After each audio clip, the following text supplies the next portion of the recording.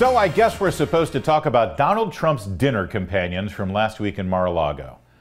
You may have missed it, but the former president had dinner with Kanye West, who now goes by the name Ye for some inexplicable reason, and Ye brought a guy named Nick Fuentes with him. Now, Fuentes is a young YouTuber, although I think he got kicked off of YouTube, so he's using some other platform now. His claim to fame is that of many young YouTubers. He says outrageous things to get attention, and then when he does get that attention, he often claims to have been taken out of context, or that he was just joking, or some other obfuscation. Now, the outrageous things that Mr. Fuentes has said in the past all have a central theme: antisemitism, holocaust denial, and racism. Now, I could show you a lot of examples of all these things, but it would merely draw more attention to him, and frankly, that's exactly what he wants. See, people like this love attention. It's literally his business model, and I'm not in the business of helping his business. You can search it yourself, and you can judge for yourself. Now, I could spend a lot of time pointing out how most of the odious things Fuentes has said actually mirror some of the same things declared by Louis Farrakhan over the past several decades. After all, Farrakhan is anti-Semitic, he denies the Holocaust, and he calls Caucasian people the white devil and preys on people's racist inclinations for money, for attention, and for political power. And of course, Farrakhan appears to be a member in good standing with the higher-ups in the Democratic Party. Just search that too. You'll see pictures of Farrakhan with a lot of famous Democrats in Congress, just like Al Sharpton. Now, Al Sharpton is not only a favorite among Democrat politicians, he even has a television show on MSNBC. And of course, Al Sharpton's activism back in the 80s and 90s led to race riots, anti-Jewish violence, and the defamation of an innocent man who Sharpton claimed was a racist, kidnapper, and rapist. Now, Democrats don't go out of their way to denounce Farrakhan or Sharpton because, well, these two guys actually appeal to many of Democrats' core supporters.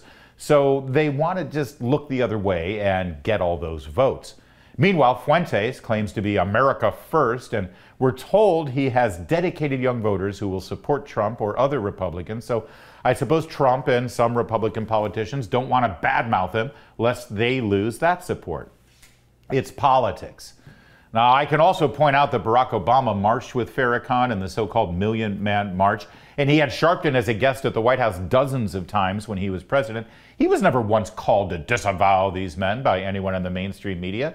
Heck, as we've already pointed out, Sharpton is the mainstream media.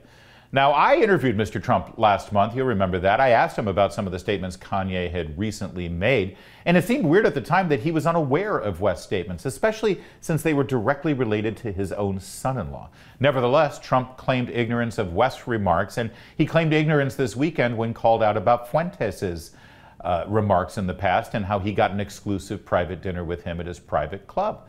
Now, if it's true that Trump didn't know who Fuentes was and he ended up at this dinner, someone should be fired immediately.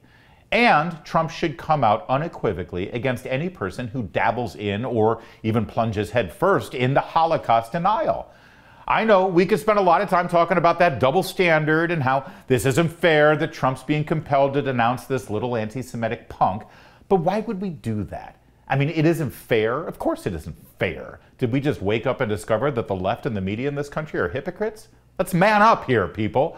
This is the world we live in. You want to whine and snivel about it? Fine. You're never going to get anything done. Trump should not distance himself and speak out in a forthright manner against Fuentes because Democrats and the media are demanding it. He should disavow this smirking, Jew-hating jerk because it's the right thing to do. This isn't hard. But it is, isn't it? It's really hard. All of this is hard.